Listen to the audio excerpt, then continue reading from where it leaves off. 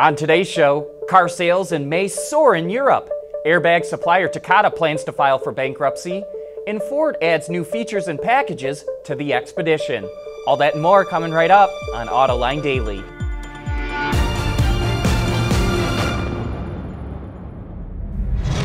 This is Autoline Daily, the show dedicated to enthusiasts of the automotive industry. It's taken the European car market a long time to recover from the Great Recession, but it sure looks like the patient is back up on its feet.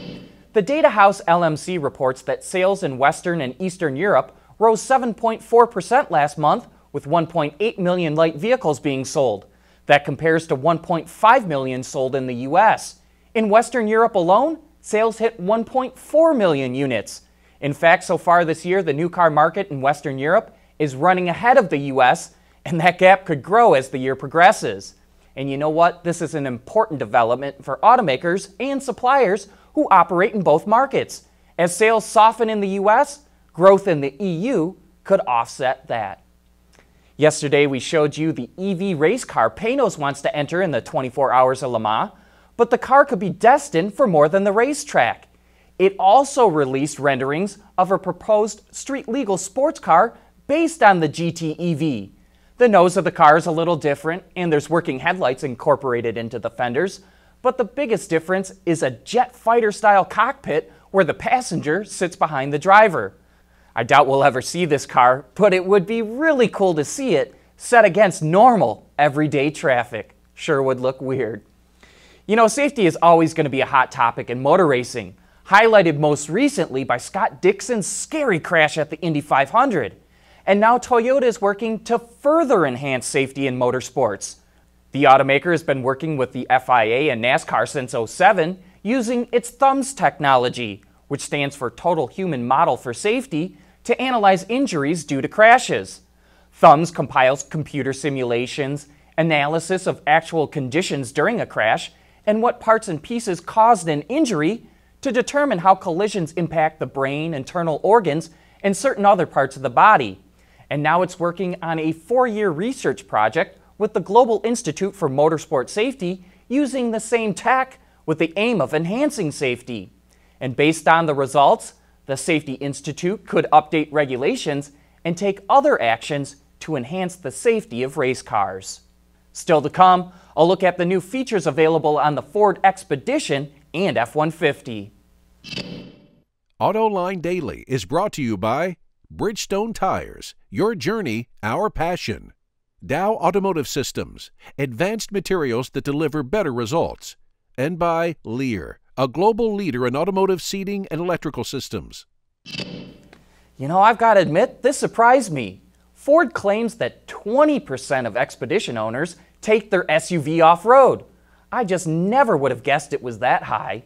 Now the automaker is offering the most off-road capable of the Expedition ever.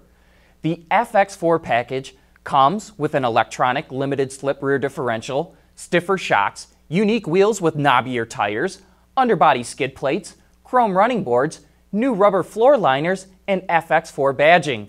All of that also comes with a 3.5-liter EcoBoost V6, a 10-speed automatic transmission, and the automaker's terrain management system that lets drivers choose between different drive modes depending on the conditions. The entire lineup for the all-new Expedition goes on sale this fall. And you know, anyone who's ever had to back up a trailer knows how difficult it can be. Thanks to poor visibility in that inverted steering thing, most people are no good at it. But the new Ford Expedition and F-150 plan to address this issue. With a new parking assist feature, you'll be able to back up a trailer with ease. First, you enter the dimensions of the trailer into the vehicle. Takes about 15 minutes, but you only have to do it once. After that, you press a knob on the dash to begin. The knob allows you to steer the truck while the steering wheel turns by itself. A rear-mounted camera allows you to watch how you're backing up, making it easier to steer with the knob. Just apply the gas and brakes as needed, turn the knob, and you're done. Speaking of Ford, we have some updates to the F-150's powertrain lineup. The old naturally aspirated 3.5-liter V6 will be replaced by a more powerful 3.3-liter unit. The 2.7-liter EcoBoost V6 now provides 25 more pound-feet of torque, and the 5-liter V8 also puts out a little more torque and horsepower and it will get mated to a new 10-speed transmission. The 2018 F-150 goes on sale this fall, except for the all-new 3-liter Power Stroke diesel, which goes on sale next spring. Coming up next, Volkswagen reveals the new version of the Polo. Bridgestone's revolutionary drive car tires are engineered to take a puncture and drive up to 50 miles on a flat. I feel unstoppable, like a superhero. With a sidekick. Yeah, you're my sidekick, right, bud? No. Okay. After being involved in the largest safety recall in automotive history, which resulted in billions of dollars in liabilities, airbag supplier Takata plans to file for bankruptcy next week. Auto parts supplier Key Safety Systems, which is based in Michigan but is owned by China's Ningbo Joyson, is looking to acquire Takata, and the bankruptcy is expected to speed up that process. Takata was forced to recall more than 100 million airbags worldwide because the propellant used in the inflators can become unstable and cause them to rupture and shoot out metal shards at occupants, which resulted in several deaths. Volkswagen took the wraps off the latest version of its compact car, the Polo. It's larger than the outgoing model, and 2 trims have been added, including a GTI variant. The Polo is now available with advanced driver assistance features that were previously equipped in the Golf and Passat. Customers can choose from a wide variety of engines, including 4 gasoline and 2 diesels, which all come standard with start-stop. And for the first time, a natural gas engine is available. Pricing for the base version in Germany starts at about 13,000 euros. And you know what? The Polo is one of the most successful vehicles in VW's lineup.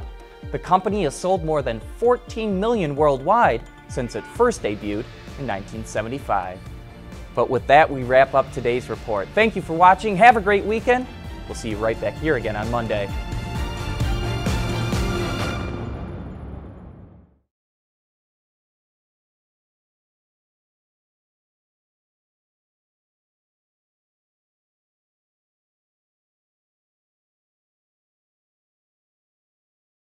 Wards is the industry leader for news, data, and analysis. That's why companies across the globe subscribe to our premium service, maybe even your own. Log in for subscriber access now. Check your company's intranet for details and rely on wardsauto.com to keep you informed.